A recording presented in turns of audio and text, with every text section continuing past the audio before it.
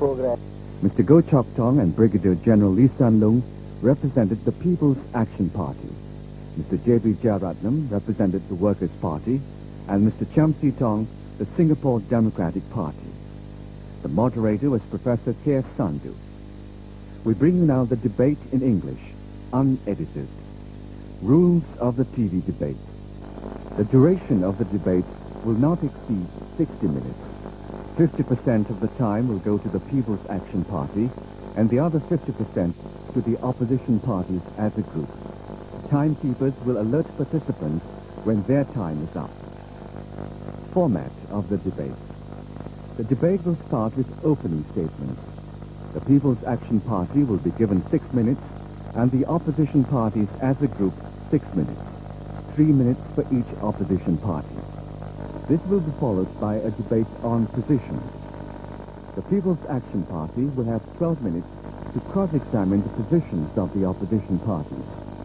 Then the opposition parties will cross-examine the People's Action Party's position for 12 minutes.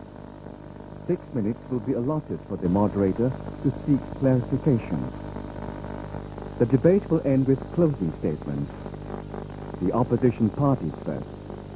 They will be given 6 minutes, 3 minutes for each party. The People's Action Party representatives will then have 6 minutes to make their closing statements. The moderator's rulings regarding duration, relevancy to the issue debated, and other related matters will be final.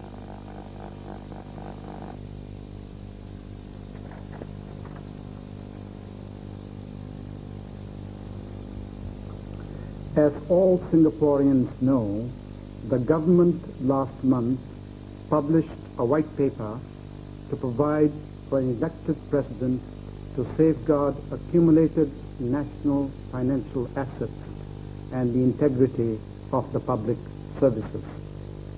Also, that this proposal has become an election issue. Indeed, there have been calls for a TV debate on this by opposition parties.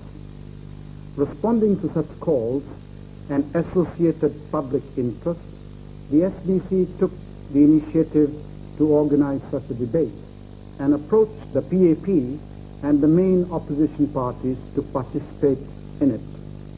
Accordingly, to participate in this debate on the elected president proposal are, on the one hand, the PAP, and on the other, the opposition Workers and Singapore Democratic parties.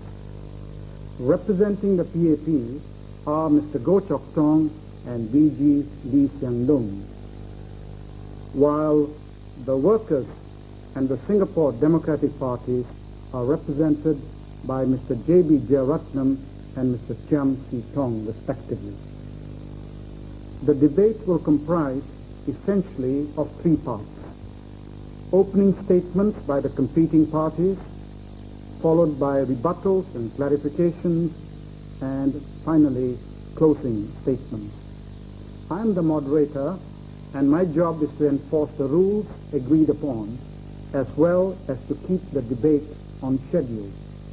In this regard, the participants have been again reminded that time is of the essence, and any unnecessary deviation from the topic under debate would be a golden opportunity missed.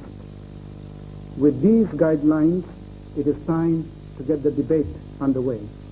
To do so, I have great pleasure now in inviting Mr. Chok to make the opening statement on behalf.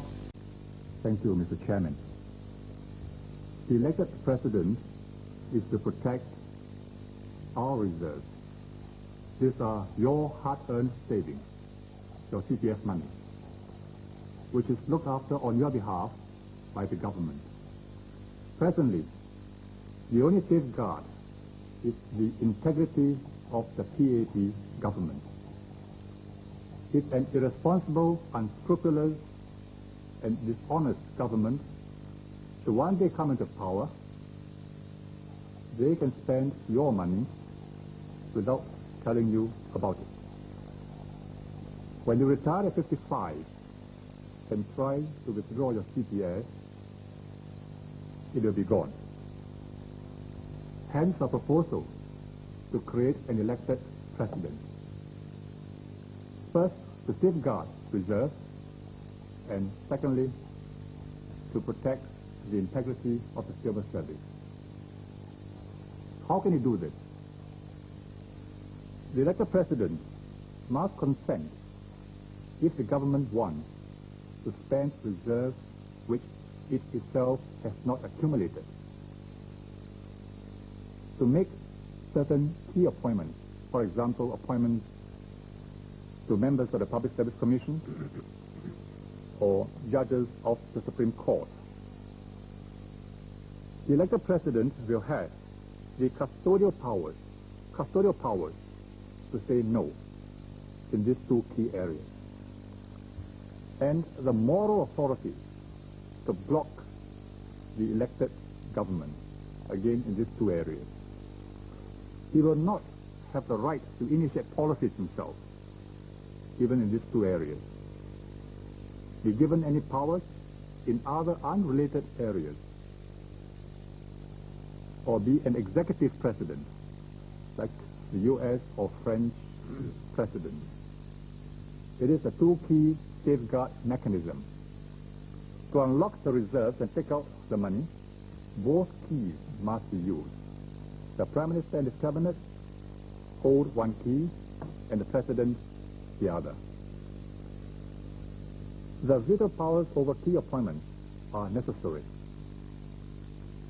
to protect the judiciary, the SAS, and other key institutions from political corruption, to prevent an unscrupulous government from packing the Public Service Commission or the MAS with corrupt appointees who will do their bidding and spend the reserves secretly without telling you or even the elected president.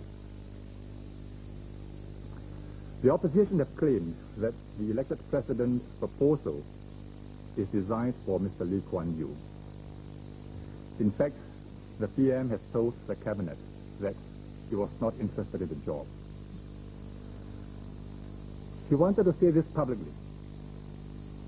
I have told him not to do so, because I know that there are many Singaporeans who would like him to be the first elected president. And anyway, he should not close the option, because I believe he has a lot to contribute to Singapore even after he has stepped down as Prime Minister. He is a national resource. The elected president proposal is a major change in the Constitution. That's why the PAP wants it to be thoroughly discussed and debated and endorsed by Singaporeans. The government has been thinking about this, about how to safeguard your reserves, since 1982. The elected president was first publicly discussed in 1984 before the last general election. And the government has deliberately released the white paper on the elected president before this general election, so that it will be fully debated before the electorate. After the general election, the government will table a bill in Parliament on the elected president. The proposal will be put to a select committee so that more views can be heard. I do not believe in government by referendum. But if, despite the prolonged consultation, at the end of the process, there is no consensus on the elected president, then despite my reservations, we will put the question to a referendum. In 1984, both Workers' Party and SPP campaigned on the platform of denying the PAP a two-thirds majority so that it could not amend the Constitution to create an elected president. They failed. The government had the time and the majority